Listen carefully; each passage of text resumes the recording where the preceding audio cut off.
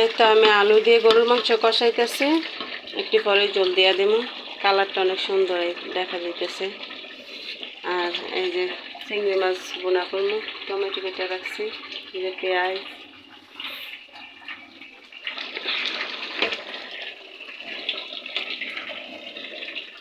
আর এই যে ভাত রান্না করলাম।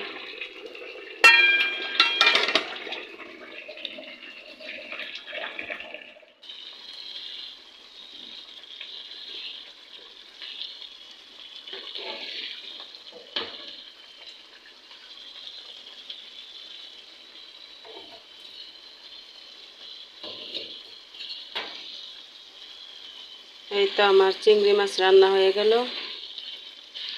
টমেটো দিয়া চিংড়ি মাছ বোনা করলাম, প্রায় রান্না শেষ। ধনিয়া পাতাটা দিয়ে দিলাম। আসলে ফুল ভিডিওটা বানাইতে পারি নাই, সময় ছিল না, তাই অনেক তাড়াহুড়ো করে রান্না করতে হয়েছে।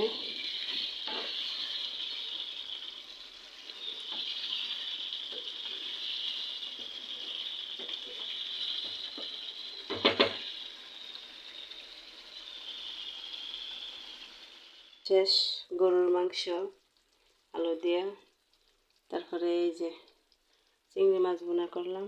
আজকের মতো এই রান্না, রাতের খাবার। তো আমার রান্নাটা কেমন হয়েছে সবাই কমেন্টে জানাবেন। তো সবাই ভালো থাকবেন, বাই বাই।